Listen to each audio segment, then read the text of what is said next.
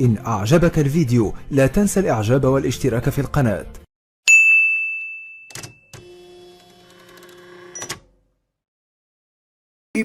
تعجبني جيدا كلمة قالها محمد بن يوسف الله يرحمه، قال لهم بأنه فرنسا لما جات للمغرب خيطت واحد الجلابة على قد هذا المغرب، وبغات المغرب يبقى لا قابص هذه الجلابة بوحدها، والمغرب كبر.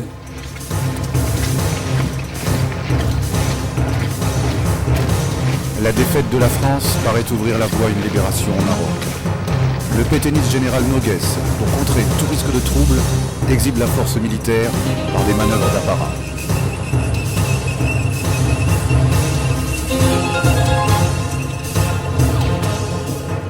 كنا كنسميو النوبل الأولى كتلات العمل الوطني. كتلات العمل الوطني هي كوميتي داكسيون ماروكان، ثم من بعد ولينا كنسميو الحزب الوطني، ثم من بعد غادي نسميو حزب الاستقلال. هادو ثلاثة ديال المراحل ديالنا. هاد الفترة هادي ديال الحرب بدينا كندخلو شنو هو موقفنا. كاين هتلر، كاين النازية، وكاين الحلفاء جانب امريكا وغيرها. جعلنا اخيرا نتخذوا موقف بان ما يمكنش نكونوا مع النازيه رغم اننا مضطهدين من فرنسا. Octobre 41, je ne sais pas si c'est un examen que Dieu a lancé aux Juifs ou je ne sais pas, mais il a fait le Kippour, le jour de Kippour, il l'a mis le 1er octobre. Alors le 1er octobre, pas un juif n'a été à l'école. Et alors le 2 octobre, tous les juifs sont mis dehors. Bon, c'est pas bien grave, parce que nous avions quand même une école de l'Alliance et on pouvait... Mais la maîtresse de l'école, du cours préparatoire qui m'aimait bien, Madame Sertilange,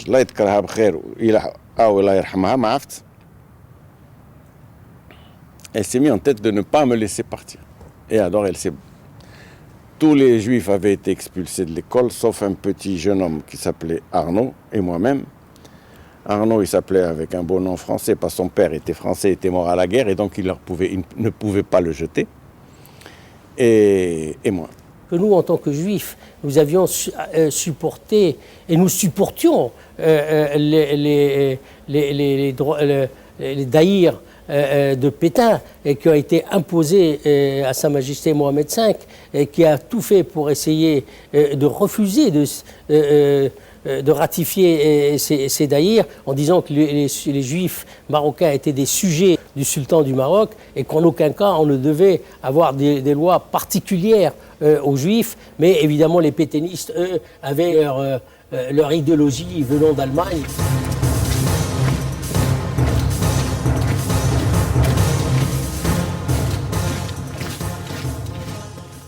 Quand ce statut est sorti, des délégations de juifs sont allées voir Mohamed V, qui les a reçus avec beaucoup de sympathie et qui les a calmés. الوقت اللي جاو الامريكانيين ينزلوا في الشواطئ المغربيه، نوغيس تابع للسياسه ديال بيتان بغا يقاوم.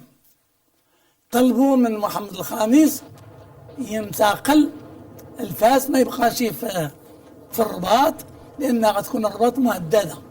كان عندنا وسيله ديال الاتصال مع محمد الخامس ديك الساعه سريه ديال سي محمد الفاسي، كان هو مدير القرويين.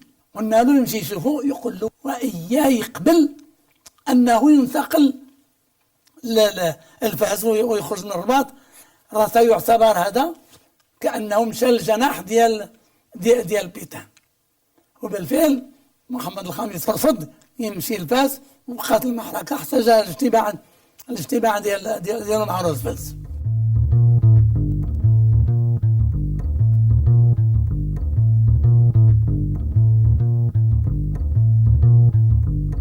La visite de Roosevelt à Casablanca, sire, à mon sens, vous devriez demander l'indépendance, dit Roosevelt, qui est assez normal.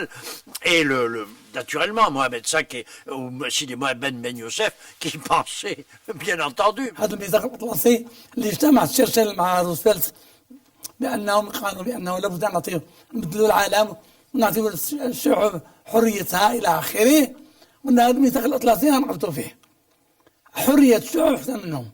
احنا حرية الشعوب. هنا جات الفكرة أن جا الوقت بأننا نطالبوا بالاستقلال. La Deuxième Guerre mondiale a été le coup de grâce du colonialisme. Il est évident qu'après cela, il ne pouvait y avoir que des survies plus ou moins longues du système colonial, que ce soit à Rabat, à Saigon ou ailleurs. Les Français n'admettaient pas qu'on prononce le mot indépendance. Et le mot était prononcé. Et il y avait toute une solidarité dans tout le peuple marocain, sauf les caïds, les pachas, ceux qui avaient peur et tout ça, mais il y avait une réaction extraordinaire du peuple marocain. C'est des milliers de manifestes qui venaient pour appuyer le manifeste de l'indépendance et tout ça, mais tout de suite, on a envoyé Éric Labonne pour assouplir, pour parler des problèmes économiques, mais éviter de parler de l'indépendance. Il y a eu un événement important. L'événement important, c'était le départ de Mohamed Ben Youssef, Mohamed V, à Tanger, où il a prononcé son fameux discours du 7 avril.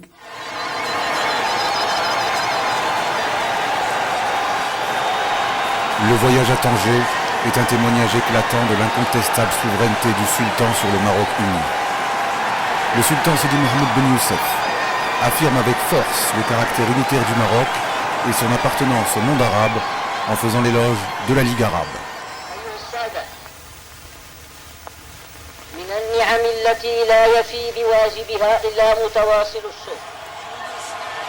Je suis arrivé au Maroc en avril 1947, juste après le discours de Tanger et juste après la substitution de Juin à la Bonne. J'ai vu s'opérer la reprise en main par le colonialisme français du Maroc, Juin, le colonel Lecomte et Boniface. J'ai vu cette opération, si bien que moi je me suis assez largement tenu à l'écart. J'étais un spectateur, moi je n'avais rien à faire dans tout ça. J'ai vu à l'intérieur de la résidence générale de France, des intrigues se monter. Alors il se trouve que le maréchal Juin, mes parents étaient très proches de lui parce que mon père avait été en classe avec la maréchal Juin. Ils étaient de Constantine, ils étaient d'Alger, mon père aussi. Donc c'était des vieux camarades, des très vieux camarades. Donc le maréchal Juin, moi j'ai toujours eu un coup de cœur pour lui, et puis ça a été un tellement beau combattant, etc. Mais c'est pas lui qui a fait partir Sa Majesté Mohamed V.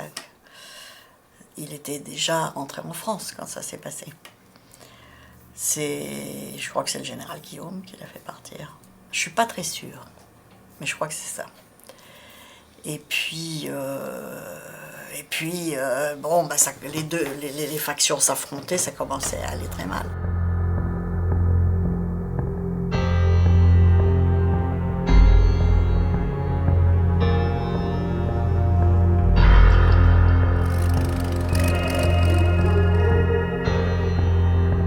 Une injustice fondamentale avait été commise par l'État français. L'État français devait réparer cette injustice en ramenant sur son trône le roi Mohamed V. Certains Français libéraux disaient pourquoi ils en font une affaire dynastique, c'est une affaire de droits fondamentaux de l'État marocain, mais faire revenir le sultan, c'est donner une gifle à ceux qui l'ont exilé. On va naturellement, ça va déboucher sur l'indépendance du Maroc, c'est leur droit. Faire revenir le roi, c'est vraiment nous infliger une humiliation? Non, dans un cas, surtout dans les monarchies héréditaires, une monarchie très ancienne comme celle-là, les Alaouites, il y avait la légalité passait aussi par le droit des personnes et la position des personnes.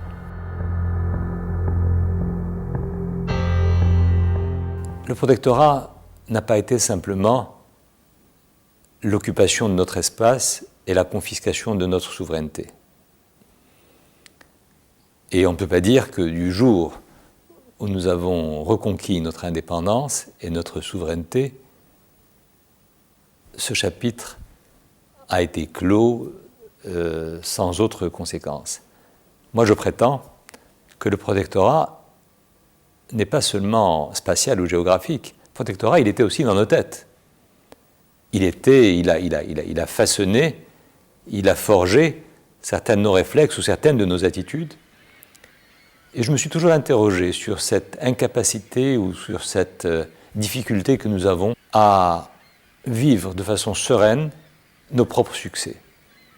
Nous le vivons douloureusement. Nous agissons aujourd'hui avec les réflexes de cette époque et ce qu'il en est resté. C'est comme ça que nous agissons. Si aujourd'hui les Marocains ne savent pas prendre les responsabilités, très souvent, pour le comprendre, il faut revenir en arrière, regarder qu'est-ce qui s'est passé pendant la période coloniale. Ce travail-là, nous ne l'avons pas encore fait. Et je dis que le protectorat, dans nos têtes, n'a pas encore complètement disparu. Parce qu'il y a toujours cette référence à une capacité, à une expertise qui s'impose plus facilement quand elle est extérieure. Et ça, pour ma part, je le combats, je ne l'accepte pas, je le rejette, mais en même temps, je suis suffisamment lucide pour le constater.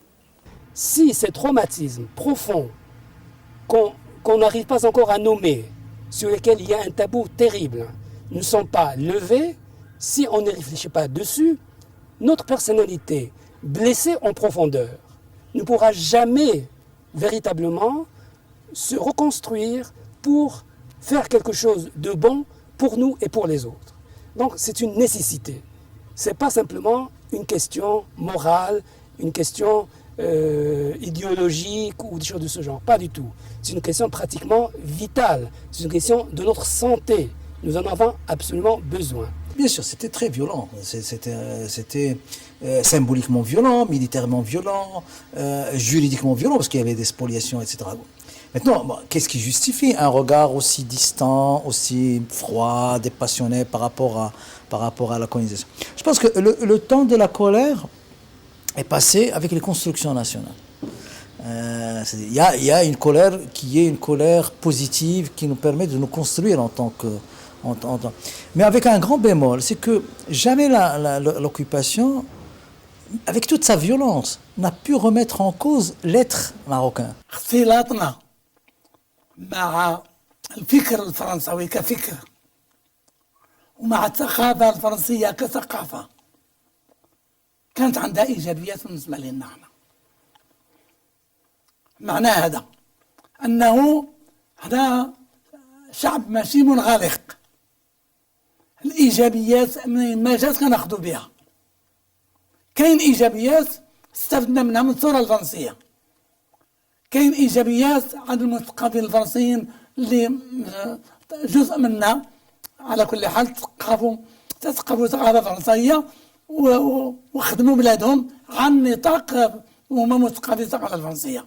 هذا ما يمكنش نقولوا ما كانش ايجابيات هذه الناحيه هذه. احتكاكنا احنا مع الفرنساويين حقيقه يعني جعلنا نمشيو في المنطقه اللي كيمشيو فيهم باش نحجهم وباش ناخذوا مكاننا احنا في المعمور. هذا شيء ماشي عيب بالنسبه لنا.